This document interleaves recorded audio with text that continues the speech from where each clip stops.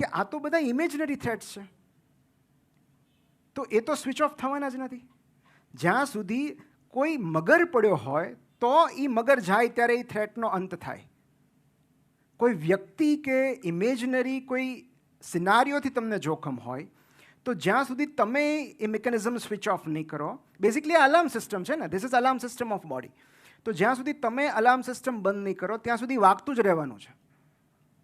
તો ત્યાં સુધી એડ્રેનાલિન રિલીઝ થયા કરશે, કોર્ટિઝોલ રિલીઝ થયા કરશે, and it will lead to chronic stress, અથવા સતત જેને પેનિક એટેક કહેવાય, કે તમને ઊંઘ જ ના આવે. તો આને કાઉન્ટર કરવાનો શું રસ્તો છે? ઓકે, આમાંથી કઈ રીતે બહાર નીકળવું? કારણ કે આપણને ખબર છે, ચલો કે ભાઈ એડ્રેનાલિન રિલીઝ થયું, સિમ્પેથેટિક નર્વસ સિસ્ટમ એક્ટિવેટેડ છે, અત્યારે હાથ ધ્રુજે છે, ઊંઘ નથી આવતી, કારણ કે તમે સ્ટ્રેસમાં હો ત્યારે ઊંઘ ના આવે, ક્યાંય મન નથી લાગતું. પણ હવે એમાંથી બહાર કઈ રીતે આવવું? So the beautiful mechanism to counter this એ પણ આપણી અંદર જ રહેલું છે, અને એ સમજવું છે, અને એમાં જ સ્ટ્રેસ મેનેજમેન્ટ છે. મેં તમને આ એટલા માટે સમજાવ્યું કારણ કે જ્યાં સુધી આ નહીં સમજાય ત્યાં સુધી એ નહીં સમજાય. Okay, so there is a beautiful system જે આને કાઉન્ટરેક્ટ કરે છે. એ છે parasympathetic nervous system, PNS. PNS is our friend. અને બધી સ્પિરિચ્યુઅલ એક્સરસાઇઝ, શાંતિ મેળવવાના તમામ પ્રયત્નો PNSને એક્ટિવેટ કરવાના છે. કારણ કે આ એક્ટિવેટ થશે તો આ આપોઆપ બંધ થઈ જશે. ઓકે, નાવ મજાની વાત એ છે કે દરેક ઘરમાં એક વડીલ રહેલું હોય, ઓકે, જે યુવાનોને શાંત પાડે કે ભાઈ બાયું ચડાવી એ કંઈ એક જ રસ્તો નથી, વાતોથી પણ સમાધાન થઈ શકે, સમાધાનથી પણ ઉપાય છે. ઓકે, અને એ બોલે પણ કંઈ કરશે નહીં તો એકચ્યુઅલી આ થ્રેટ નથી, શાંતિથી સૂઈ જાઓ. તો આપણા બ્રેઇનમાં પણ એક એવો વડીલ રહેલો છે જે અહીંયા આવેલો હોય, જેને કહેવાય પ્રી ફ્રન્ટલ કોર્ટેક્સ, જે આપણું લોજિકલ બ્રેઇન છે, રેશનલ બ્રેઇન છે, એનાલિટિકલ બ્રેઇન છે, જે ઘરના વડીલ છે. કાલે મને નિમિષભાઈ બહુ સુંદર પુસ્તક આપ્યું, the boy, the fox, the mall and the horse. એનો બીજો ભાગ આપ્યો, મને ખબર નહોતી બીજો ભાગ આવી ગયો છે, તો એમણે મને એક સુખદ સરપ્રાઈઝ આપી, મારા માટે બુક લઈને આવ્યા કે ધીસ ઇઝ ધ પાર્ટ 2. તો થેન્ક યુ સો મચ. પણ આ મને એટલે યાદ આવ્યું કારણ કે મેં ભાસ્કરમાં એના પર એક આર્ટિકલ લખ્યો હતો કે the boy, the fox, the mall and the horse, આ 4 પાત્રો છે. એક ઘોડો છે, એક છછુંદર છે, એક નાનું બાળક છે, ઓકે, અને એક શિયાળ છે. તો આ 4 અલગ અલગ પાત્રો એક મુસાફરીએ નીકળે છે, યાત્રાએ નીકળે છે, અને અંદરો અંદર વાત કરે છે, પોતાની ઇનસિક્યોરિટી શેર કરે છે, પોતાની નિષ્ફળતાઓ શેર કરે છે, અને દરેક જણ એકબીજાને દિલાસો આપે છે. એમાં સૌથી મેચ્યોર કોઈ હોય ને તો એ ઘોડો છે. એ ઘોડો દરેકને વિઝડમ આપે છે કે ઠીક છે, ખરાબ દિવસો છે, પણ ધીસ ટુ વિલ પાસ. અને મજાની વાત એ છે કે આ 4 પાત્રો આપણી અંદર રહેલા છે. પેલું બાળક જે જગતથી ડરે છે, જેને ફિયર ઓફ જજમેન્ટ છે. પેલું લુચ્ચું શિયાળ, જેને ઇન્સેન્ટિવ્સ જોઈતા છે, પ્રસિદ્ધિ જોઈતી છે, પૈસા જોઈતા છે, જેના લોભ છે. પેલું છછુંદર, જે પોતાની જાતને ઇન્સિગ્નિફિકન્ટ માને છે કે આ જગતમાં મારું કંઈ મહત્વ જ નથી, હું બહુ સૂક્ષ્મ છું, કોઈને મારી પડી નથી, મારા હોવાથી કે ન હોવાથી કાંઈ ફેર નથી પડતો. એ આપણી અંદર રહેલું છછુંદર છે. અને ચોથું ઘોડો, જે આપણી કોન્શિયસનેસ છે, જે આપણને ઠરીઠામ કરે છે, રાહત આપે છે. So that is our internal dialogue, જે આપણને રિલેક્સ કરે છે, રાહત આપે છે. અને એ ઘોડો એટલે પ્રીફ્રન્ટલ કોર્ટેક્સ. પ્રીફ્રન્ટલ કોર્ટેક્સની મુલાકાત જ્યારે એમિગડેલા સાથે થાય ત્યારે પ્રીફ્રન્ટલ કોર્ટેક્સ એમિગડેલાને કાઉન્ટર કરીને શાંત પાડી દે છે કે તું શાંતિથી સૂઈ જા, there is no actual threat, કાંઈ ચિંતા કરવા જેવું નથી. કોઈની એક કોમેન્ટથી, કોઈની એક પોસ્ટથી તારા જીવનમાં કાંઈ જ ફેર નહીં પડે. એમને જે બોલવું એ બોલવા દે, જેટલા ટ્રોલ કરવા એટલા કરવા દે, એનાથી તારા જીવનમાં કશું જ બદલાવાનું નથી.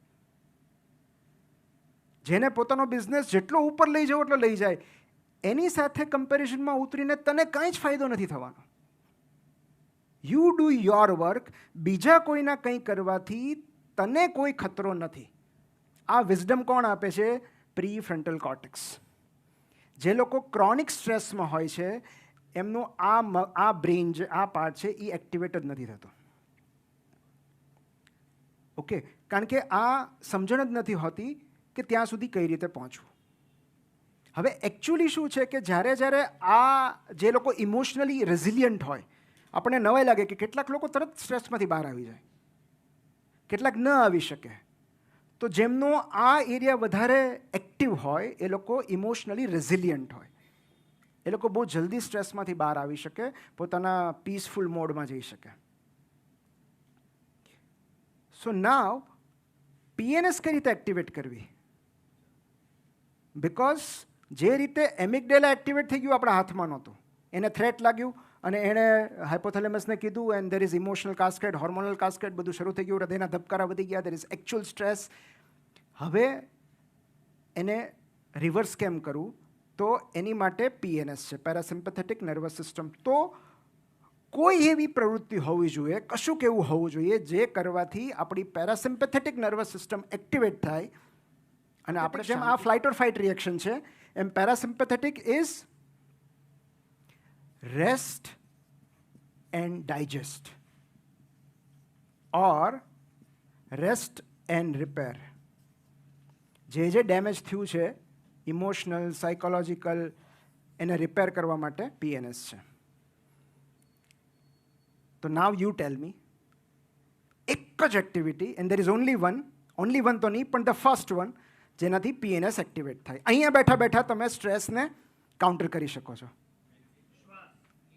Breathing, breathing, breathing, breathing, breathing, breathing. There is only one answer. Deep breathing. ખાલી બ્રીધિંગ નહીં, કારણ કે જ્યારે આપણે સ્ટ્રેસમાં હોઈએ છીએ ત્યારે આપણું બ્રીધિંગ શેલો અને ફાસ્ટ થતું જાય છે.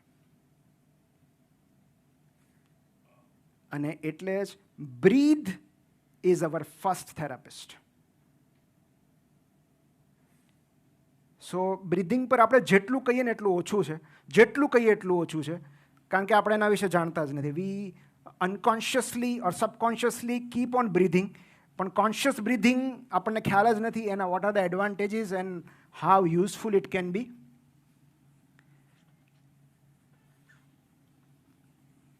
સો ડીપ બ્રીધિંગ, અને believe me there are papers કે જ્યાં single deep breath can reduce your stress. એક ઊંડો શ્વાસ and you are out. Because Thich Nhat Hanh કરીને એક સ્પિરિચ્યુઅલ લીડર હતા, આધ્યાત્મિક ગુરુ, જેણે બહુ અદ્ભુત પુસ્તકો લખ્યા. એમણે પોતાનું એક પ્લમ વિલેજની સ્થાપના કરી. એ વિયેતનામીસ બુદ્ધિસ્ટ મોન્ક હતા. 95 વર્ષની ઉંમરે એમનું દેહાંત થયું, પણ એમણે બહુ અદ્ભુત વાતો કરી છે. અને એમની એક વાત મને બહુ ગમે છે કે breath is the bridge between body and mind. તો મન અને શરીર વચ્ચેનો એક જ સેતુ છે અને એ શ્વાસ છે. તો જો તમારે મનને શાંત પાડવું છે તો તમારે શ્વાસને કાબૂમાં લેવા પડશે. કારણ કે એડ્રિનાલિન રિલીઝ થયું, કોર્ટિઝોલ, એ તમારા કાબૂમાં નહોતું. ચલો, એ સર્વાઇવલ મિકેનિઝમનો ભાગ હતો, બરાબર. તમને થ્રેટ લાગ્યું કોઈ વ્યક્તિથી કે ગમે એ રીતે. હવે તમે ઓલરેડી પેનિક મોડમાં આવી ગયા છો, તમે સ્ટ્રેસમાં છો, તો હવે પાછું જવું તમારા હાથમાં છે. Start deep breathing. સિમ્પલ. કારણ કે જેવું તમે ઊંડો શ્વાસ લો છો, તમે બ્રેનને એક સંદેશો આપો છો કે all is well, don't worry, everything is fine. અને આ તો આપણને અત્યારે ખબર પડે છે. જે હાઈ પ્રેશર ગેમ્સ હોય, ટુર્નામેન્ટ્સ હોય, એમાં દે મેઇનલી ફોકસ ઓન બ્રીધિંગ. તમને એમ થાય કે આટલું બધું સ્ટ્રેસ છે, આ ક્રિકેટર્સ કઈ રીતે હેન્ડલ કરતા હશે? It is all about knowing the mechanism. તમે લાસ્ટ ટુ લાસ્ટ આઈપીએલની એક મેચ જોઈ હોય જેમાં કોઈકે કેચ પાડ્યો તો, મને યાદ નથી, જ્યારે ધોનીએ ખાલી એટલો જ ઇશારો કર્યો હતો સ્ટમ્પની પાછળથી કે 2 ડીપ બ્રીથ્સ, અને નેક્સ્ટ બોલે વિકેટ પડી હતી. યા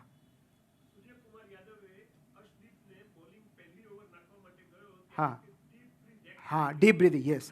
સો યસ, તો એકચ્યુઅલમાં આ કોઈ રોકેટ સાયન્સ નથી, બિકોઝ એ લોકો પાસે એવા સર્ટિફાઈડ થેરાપિસ્ટ છે કે જે એ લોકોને સમજાવી શકે કે હાઈ પ્રેશર સિચ્યુએશન સાથે કઈ રીતે ડીલ કરવું. આપણા ઘરમાં